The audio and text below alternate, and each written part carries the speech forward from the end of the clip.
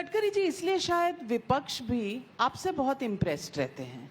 बहुत से लोगों का कहना है कि गडकरी जैसा नेता बीजेपी में शायद नहीं होना चाहिए, किसी और पार्टी में आ जाना चाहिए। आपके बल्कि टिकट की अनाउंसमेंट नहीं हुई थी तब तक खलबली थी। उद्धव ठाकरे जी ने कहा कि आप महाविकास आघाड़ी से आकर लड़ लें, आपको सपोर्ट करेंगे, आपको जितवाएंगे। कांग्रेस पार्टी भी कहती है कि गडकरी जी अच्छे नेता हैं। जब विपक्ष आपकी तारीफ करने लगता है तो कहीं डर तो नहीं लगता कि ये क्यों कर रहे हैं? और दूसरी बात, ये क्या उजागर करता है कि आप अपनी ही पार्टी में थोड़े से खींचे तने अनकंफर्टेबल हैं? नहीं, ये सब मनोकल्पित है। पहली बात तो ऐसी है कि जो लोग मुझे जानते हैं, अब नागपुर में मुझे 2-2, 3-3 हजार लोग मिलते हैं और मैंने 4 बातें, मैं जातीयवाद और सांप्रदायिकता नहीं पालता। मैंने मजाक में कहा अभी पब्लिक मीटिंग में कि सब मेरा परिवार है। जो सही काम है वो सबका होगा, गलत काम अपने का नहीं होगा। और मैंने ये कहा कि जात पात की बात करोगे तो मैं ठोक दूंगा। मैं आदमी उसकी जात, पंथ, धर्म, भाषा और सेक्स से बड़ा नहीं होता, उसके गुणों से बड़ा होता है। और मैं जो सही काम होता है वो सबका करता हूँ। मैं आरएसएस का हूँ, मैं बीजेपी का हूँ, मेरा कन्विक्शन साफ है। मैं इमरजेंसी के खिलाफ राजनीति में आया हूँ। मैंने अपनी आइडियोलॉजी कभी छुपाई नहीं। It is a part of my life conviction to me. पर इसके बाद ये आश्चर्य है कि पार्लियामेंट में मुझे स्पीकर साहब ने बताया कि ये पार्लियामेंट का रिकॉर्ड बन गया है कि मेरे डिपार्टमेंट के डिमांड पर 75 मेंबर ऑफ पार्लियामेंट ने विचार रखे और उसमें लगभग हमारे अपोनेंट थे। हर व्यक्ति ने, ओवैसी से लेकर सब ने मेरा अभिनंदन किया और मुझे धन्यवाद दिया। तो मैंने मेरे भाषण में पार्लियामेंट में कहा था कि मैं बीजेपी वाला हूँ, मैं आरएसएस वाला हूँ, मैंने अपनी विचारधारा कभी छुपाई नहीं है। आप मेरे विचारधारा के विरोध में हो तो भी आप मेरी तारीफ कर रहे हो, इसमें मुझे खुशी है। और प्रधानमंत्री जी ने भी कहा कि सबका साथ, सबका विकास और सबका प्रयास।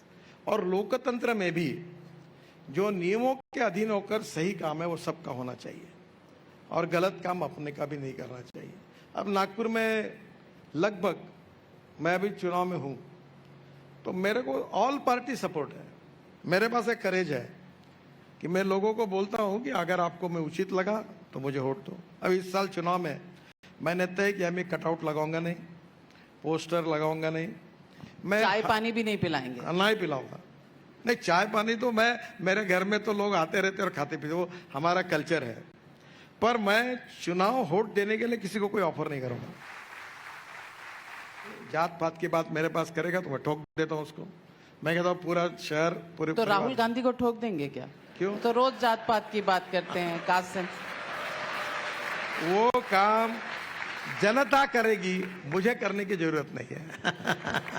मैं एक साउंड बाइट भी सुनाना चाहती हूँ। जब आपको कांग्रेस पार्टी में इनवाइट किया तो आपने क्या कहा, ये तब तक गडकरी जी का ये साउंड बाइट भी सुनिए।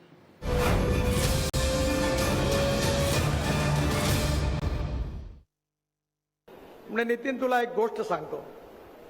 You are a very good material. तू खूप चांगला माणूस, कार्यकर्ता आणि नेता आहेस, पण तू चुकीच्या माणसामध्ये, चुकीच्या पार्टीत आहे. तू जर काँग्रेसमध्ये आला तर तुझं भविष्य खूप उज्ज्वल आहे. म्हणलं डॉक्टर, तुम्ही म्हटल्याबद्दल मी तुमचा आभारी आहे. मी वेळ प्रसंगी वेळ पडला तर विहिरीत जीव देईन, पण मी काँग्रेसमध्ये कधी येणार नाही.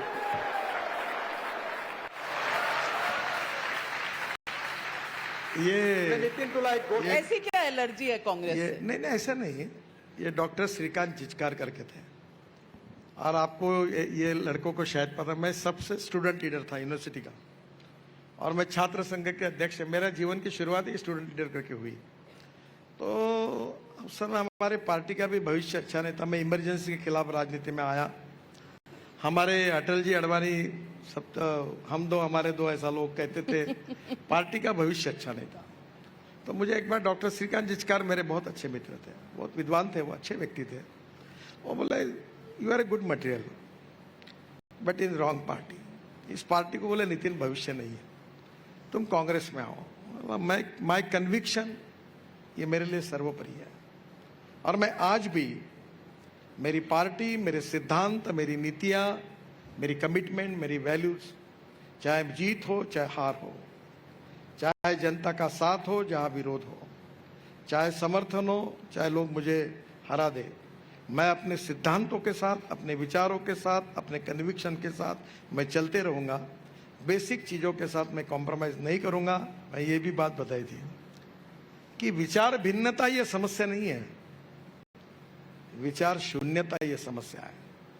मतभेद होने चाहिए पर मनभेद नहीं होनी चाहिए, अटल जी ने कहा। बहुत बड़ी बात, विचार भिन्नता होनी चाहिए, विचार शून्यता नहीं। इसके ऊपर मैं एक गीत सुनाया था कि आजकल जो चलता है, जब भी जी चाहे तो नई दुनिया बसा लेते हैं लोग, एक चेहरे पे कई चेहरे लगा लेते हैं लोग। ये अच्छी बात नहीं है।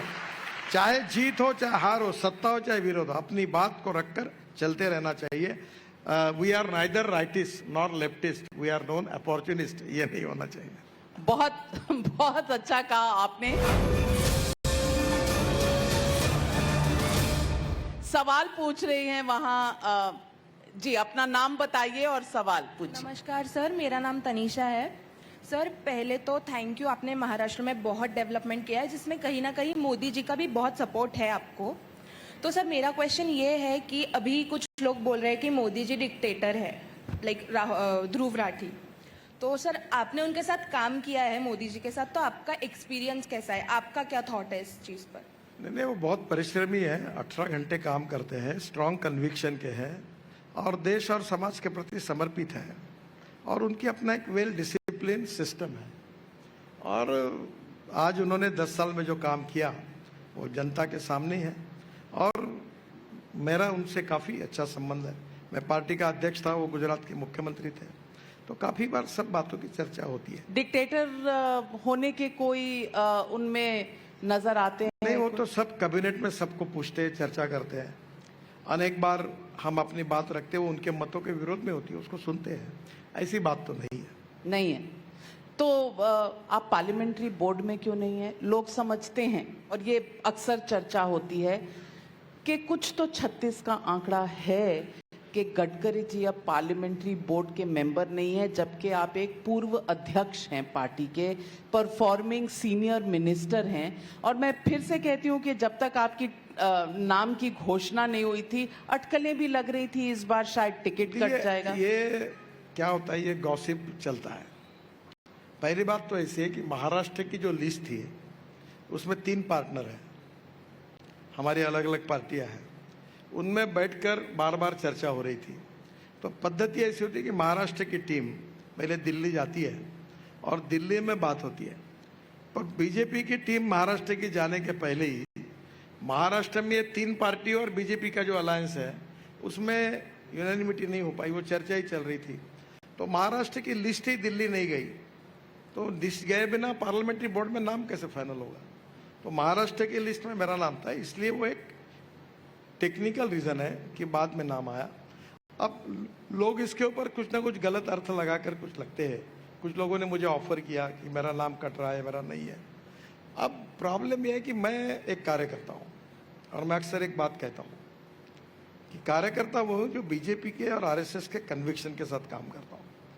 मैं कहता हूँ कि मंत्री पूर्व मंत्री बनता है, एमएलए पूर्व एमएलए बनता है, एमपी पूर्व एमपी बनता है, पर कार्यकर्ता कभी पूर्व कार्यकर्ता नहीं बनता। And politics is a instrument of socio economic reform. और मैंने जीवन में कभी मेरा पोस्टर नहीं लगाया, ना एडवर्टाइजमेंट छपाई, और छपाना भी नहीं मेरे को। मेरा अपने काम पर विश्वास से मैं काम करता हूँ।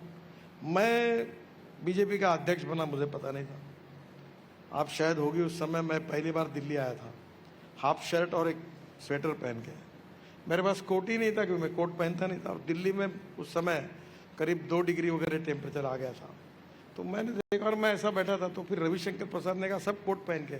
तब मेरा वजन बहुत ज़्यादा था, अभी मैं बहुत कम हूँ, 135 kg था, अभी मैं 90 हूँ, 45 किलो मेरा वजन कम हुआ।